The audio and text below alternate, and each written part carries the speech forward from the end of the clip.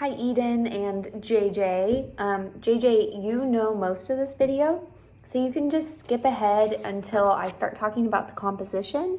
That is the only thing you missed in class besides going through the Bach facts and listening to the Bach playlist. We played musical chairs. So I recommend that you listen to it and you know what the name of each song is. So just go through it a few times.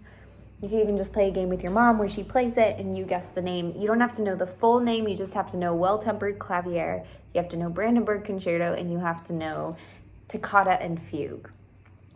So you can skip ahead to the composition. Eden, I'm going to take you through this workbook and just kind of go over what we went over in class. Some of this might be stuff you already know from piano, but it's a good opportunity to really be clear and to go through some details about how sharps and flats and naturals work. So I'm going to anticipate any questions you might have. Hopefully I'll get them, but if you have more questions, feel free to send me a text message or a video, because it's really important that we understand sharps and flats in their entirety. So with that being said, some of this you might already know, but I'm going to go through it as if you don't know it, okay? This is a sharp, and what it does is it raises a note up a half step. We're going to go more over that next week, what a half step is exactly, but for now you just need to know it raises it. So there's a couple ways that I remember sharps.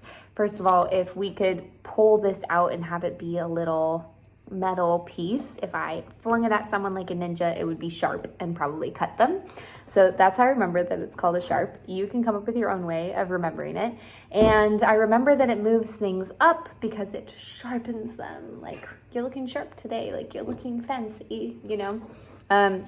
So this is page 13 of your workbook. You can go ahead and trace it, draw sharps to yourself a few times. It's pretty easy to draw. It's just a hashtag, 2 lines down and 2 lines across. This next shape is a natural sign, and what it does is it cancels out sharps and flats. It removes them. So if a note has been raised because of a sharp, if we give that note a natural, it will move back down. To draw that, you draw an L like that, and then basically like an upside down L, but I just think about going over as if I'm going to draw an E and then go straight down. All right, that's a natural. You can draw a couple naturals, you can trace that natural, and then down here we have flats. So flats look like a B that's been pinched, like someone was trying to flatten it. That's how I remember. And I remember that it goes down because when you have a flat tire, your car will go down, not up, because of flat tire. So flats move notes down a half step. So you can trace that flat and then draw a couple yourself.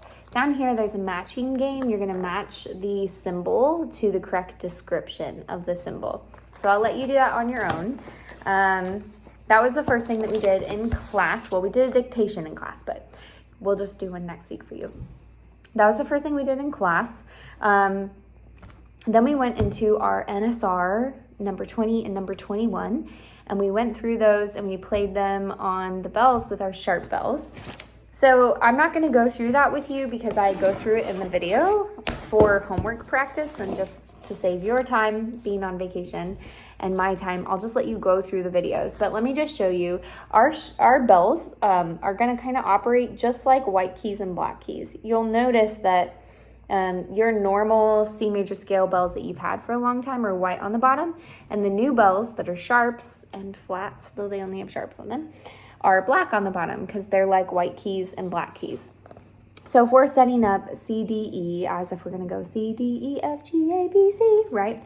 We're going to put our black key in between the C and the D bell above it on the table. So like our C sharp, just like our black keys on the piano, are located in that direction. And then our D sharp, we're going to put in between the D and the E.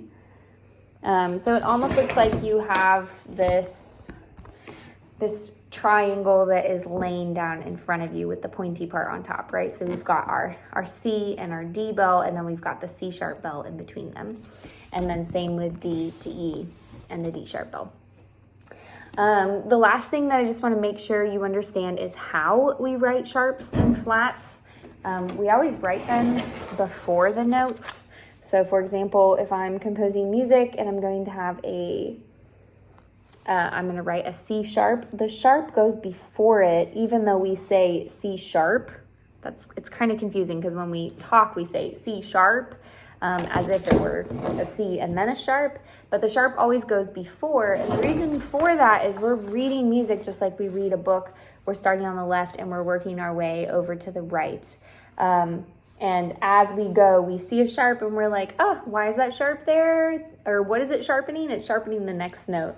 So the way I talk about it in class is as we're reading along to music, when we get to a sharp, we think of it as a sharpened C or a sharpened D, even though we're going to say with our mouth C sharp. I think I talk about that in the video, but just in case, there it is. We spent a lot of time reviewing Bach, like I said to JJ, so go over the Bach facts, read them. Just try to read them a couple times maybe to remember a couple of those facts, and then listen to the Bach playlist. We listened to each song probably like 8 times in class because we played a couple of musical chairs.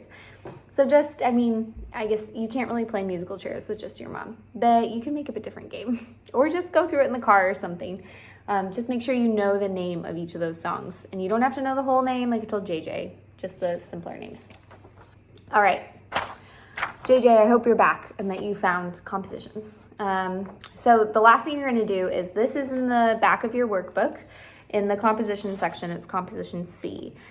You are going to compose using C, sharpened C, C sharp, D, sharpened D, and E. And if you were coming down the scale, right, like E to sharpened D to natural D, because that natural crosses out the sharp that was there, to C sharp to a natural C. So we'll just take Peter's composition. I had everyone compose with only half notes, so only use half notes. I know that's a little boring, but it'll save you time, and next week we'll get fancier with our compositions. So Peter started with C sharp, and you notice he put the sharp before the C, and then he has another C sharp. Now here he has D, and he put a natural. He did not need to put a natural because we haven't sharpened D yet, but he put a natural because he was excited to draw a natural. But then he put a C natural here. Now, technically, all right, I haven't told the rest of the class this. Technically, a measure line removes any sharps or flats. So technically, this was already a C natural. But often when composers are writing, we'll put a little natural there just to make sure it's easier on the eye for the reader, so that the violinist or the pianist isn't thinking, oh my goodness, is it not a C sharp? Is it a C sharp? We just put the natural there for ease of mind. So we're going to start working on compositions, adding in our naturals now so that we don't have to worry about it. Down here, he crossed that out. He had an E and then a D. And again, he's never had a D sharp, so he didn't need a natural. And then he sharpened the C again, and then he had a D. So that is Peter's composition. You're going to write something like that, learn to play it on bells. We'll play it in class next week. We're going to trade compositions with each other and give it a try. And other than that, the biggest thing that you missed in class Eden was just doing dictation work. We did more work with dictation and dictating rhythms and notes, but we're going to go through all of that again. So I don't think we need to go through it. You can just move right into your homework, and then I'll see you in class next week. And I hope that you had a great trip. Bye.